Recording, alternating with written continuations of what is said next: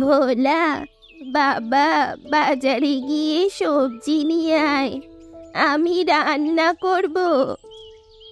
আচ্ছা মা, যাচ্ছি। মা, তোমার সাথে আমার একটা কথা আছে। হ্যাঁ ভোলা, বল কি বলবি। মা, চামেলির সাথে তুমি আমার বিয়ে দেবে? হ্যাঁ বাবা, দেব। যা, এখন সবজি নিয়ে আয় বাজার থেকে।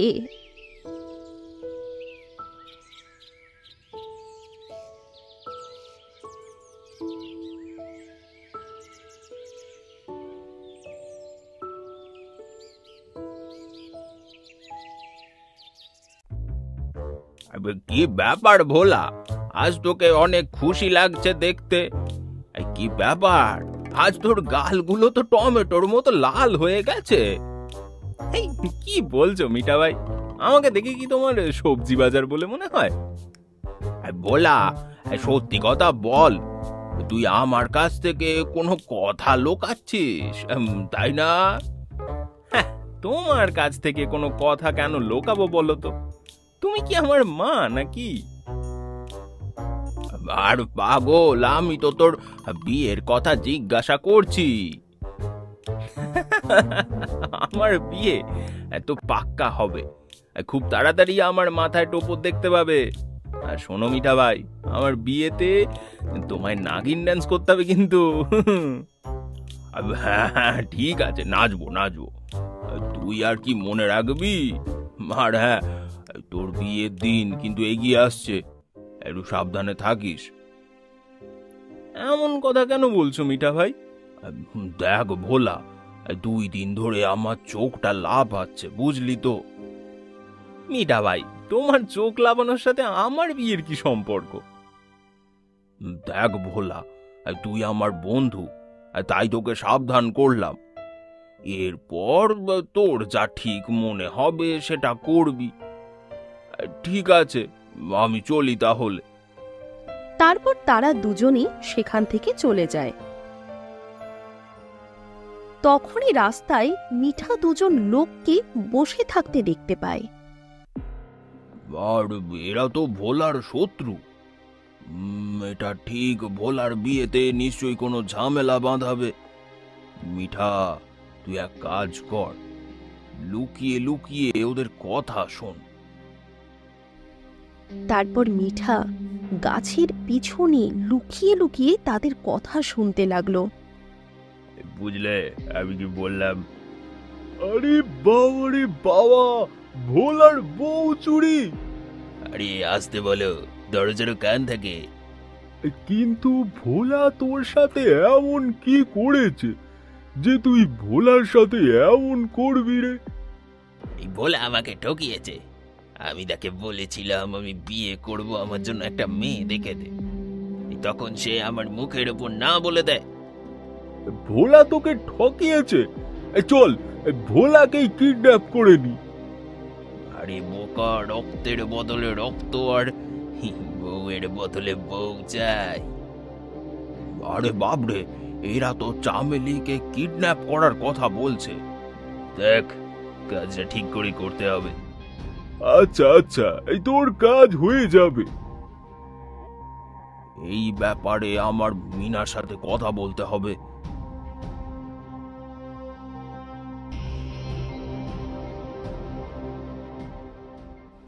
মিঠা, তুমি কিছু একটা করো, ভোলার সাথে চামেলির বিয়ে দিতেই হবে। আরে বাহ, তোমার কি হলো যে তুমি ভোলার পক্ষ নিয়ে কথা বলছো? আমরা যখনই কোনো সমস্যায় পড়েছি, ভোলা কোনো না কোনো ভাবে সব সময় আমাদের সাহায্য করেছে, এখন তাকে সাহায্য করার পালা। হ্যাঁ মিনা, তুমি ঠিকই বলছো। ঠিক আছে, আমি ভোলাকে সব কথা বলছি। এই বলে মিঠা ভোলার বাড়ি গিয়ে তাকে সব কথা খুলে বলে। মিঠা ভাই, এইসব তুমি কি বলছো? ভোলা, আমি ঠিকই বলছি, আমি এই সমস্ত কথা নিজের কানে শুনে এসেছি রে। তা মিঠা ভাই এখন কি হবে? এখন কি হবে? এখন এখন চামেলি কিডন্যাপ হবে রে। মিঠা ভাই, তুমি তুমি আমার সাথে আছো নাকি তাদের সাথে? তুমি আমার সাথে চলো, আমরা পুলিশ স্টেশনে গিয়ে তাদের বিরুদ্ধে অভিযোগ করব। আরে ভোলা, এখন তো বাচ্চারই জন্ম হলো না, তুই স্কুলে ভর্তি করার কথা বলছিস? আরে মিঠা ভাই, কি বলছো এসব? আমি কিছুই বুঝতে পারছি না।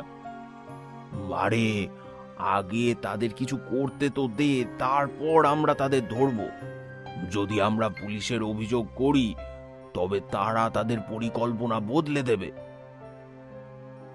বাহ মিঠা ভাই, তোমার তো অনেক বুদ্ধি।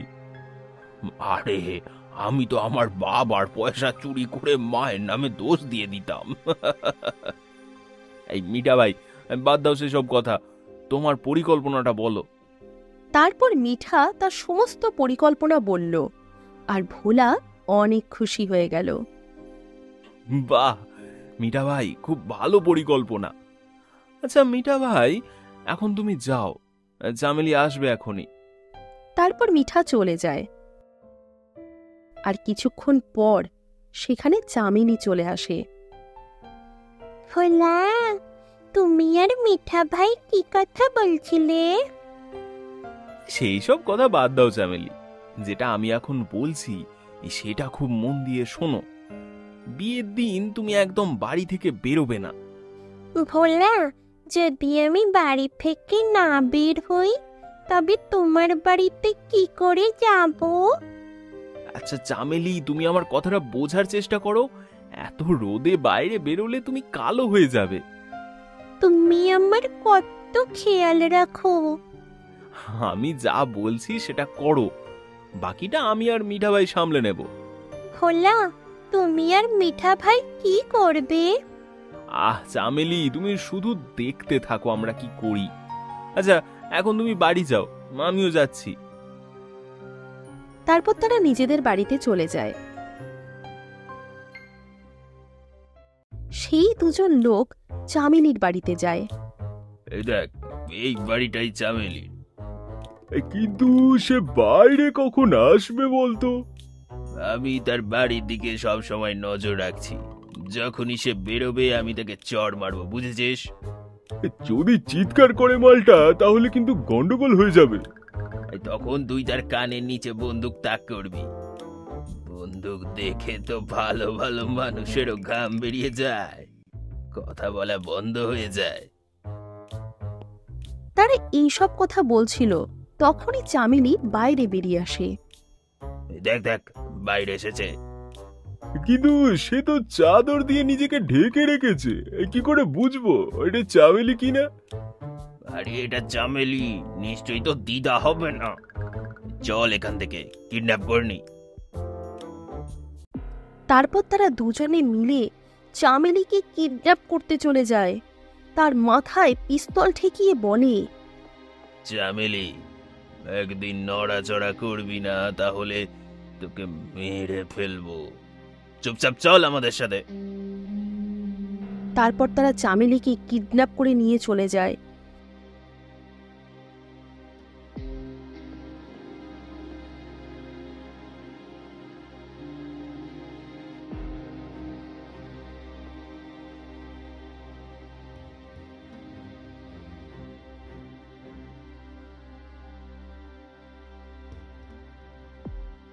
এবং একটা জায়গায় এসে বসে পড়ে।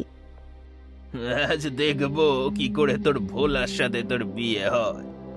কথা বলবি না একদম, না হলে গুলি করে দেব। আর তাছাড়া তোকে খুঁজে বার করতে ভোলার সারা জীবন কেটে যাবে। এরই মধ্যে ভোলা সেখানে চলে আসে। ভুল বললে তুমি, একদম ভুল। ভোলার এখানে পৌঁছতে পৌঁছতে সারা জীবন কেটে যাবে নাকি একটা বলছিলে তুমি? যেন যে আজ আমার বিয়ে হবে না, আজই আমার বিয়ে হবে, আর সেটাও চামেলির সাথেই হবে। ভোলা, তুমি হেসো না, না হলে চামেলিকে গুলি করে দেব। চামেলি, একটু এদিকে এসো তো। চামেলি, তাহলে এটাকে? এই চাদরের মধ্যে মিঠা আছে। মাঠা ভাই, এই জন্য তুমি আমার কাছ থেকে কাপড় চাইছিলে? দেখেছো চামেলি, মিঠা ভাই আর আমার পরিকল্পনা। আরে ভোলা, তুমি কি ভাবছো তুমি জিতে গেছো?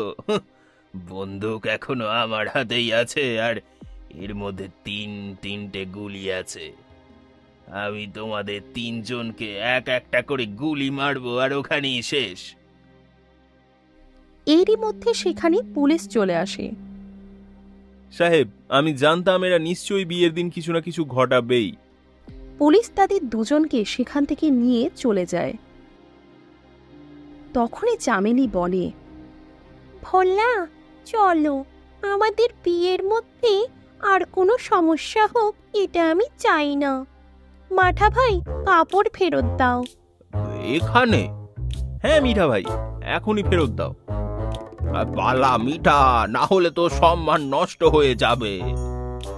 তারপর মাঠা সেখান থেকে পালিয়ে যায়